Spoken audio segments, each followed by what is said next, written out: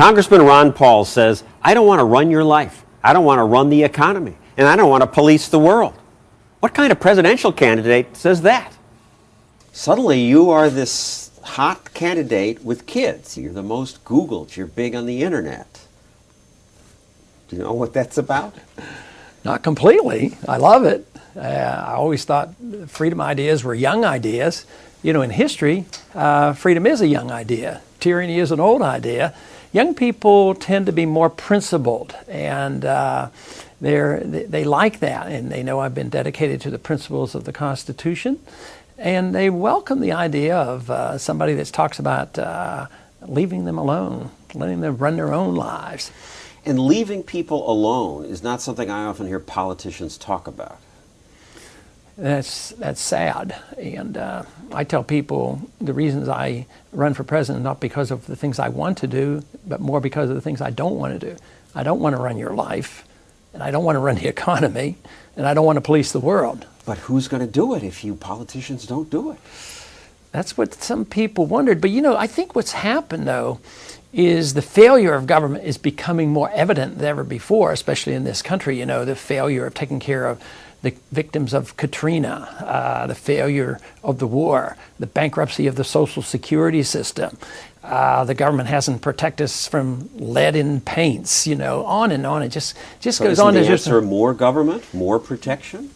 Some people are arguing that, and of course I take the position that government interferes too often. We become complacent and depend on the government to protect us, and they fail, and they don't provide the services that they claim. You know, we've had the government involved in our medical care system since the early 70s. We've had managed care, and all of a sudden nobody's happy with it. So now the choice is, did we have too much government, or do we need, you know, a single payer? Should we move toward a socialized system, or should we look to the marketplace to help us sort out the problems we have in medicine? My argument, of course, is always looking for the answers in the free market, in private choices, and individuals dealing with those problems, rather than depending on the state, which generally will support maybe the special interests. Like today, too many corporations benefit from our medical care system. You oppose government funding for health insurance for poor children. This makes you alone in politics, just about. That's right, and I think there'd be less poor children needing help if we had endorsed the ideas that I'm talking about. I was in medicine before government was involved, and you know, there were a lot of poor people, and there were a lot of church hospitals. I worked in a church hospital partially for experience and partially to work in an emergency room, and I was paid $3 an hour in the early 1960s, but there was no government insurance. But everybody got taken care of, you know, and then nobody was charged. But now today they come in and everybody's charged the maximum amount of money, or they're put on to the roll. The government will pay it, put them on Medicaid, and jack the bill up. I mean, the attitudes are completely different. Before government got involved, people stepped forward and took care of poor people. Absolutely. Now we expect government to do it. We expect government to do it, and about all it does is when the government gets involved, say in education or medicine, instead of increasing the quality of the care or the education or spreading it, it pushes prices up. So the quality of education and medicine has gone down. Less people are getting the benefits, but look at where the prices have gone up the most. It's in the areas where the government is most involved. It's hard for people to imagine how the care could be given without government once you're used to government. But you're an obstetrician. In your own practice, you don't take Medicaid or Medicare.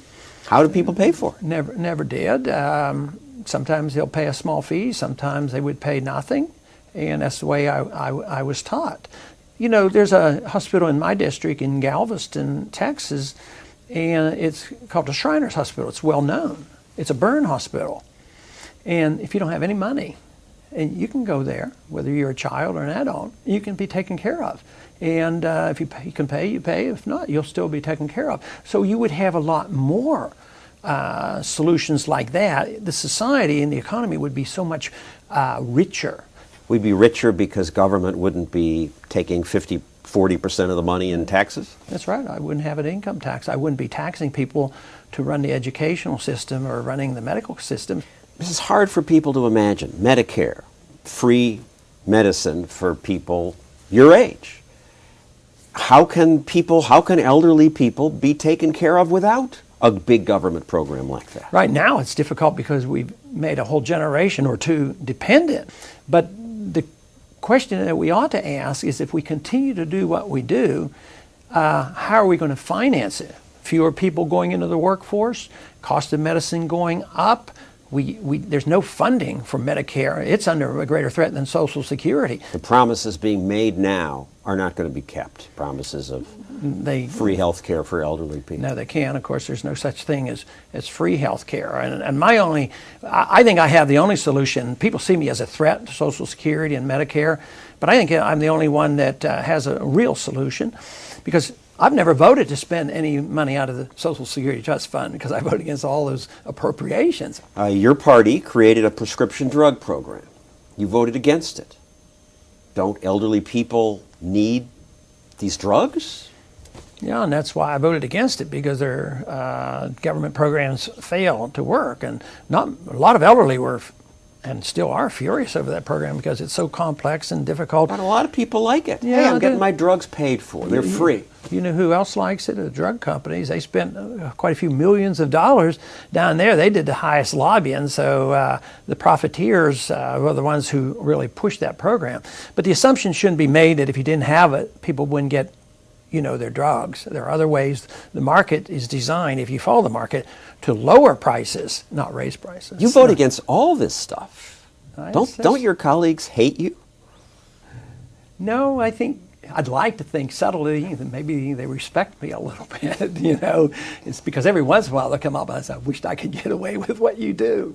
But I think people in my district, and hopefully in this campaign, and I'm running now, that people will respect these views and come around to understanding the economics. And I think that is what's happening. I think people are realizing this country is bankrupt and we have to do something.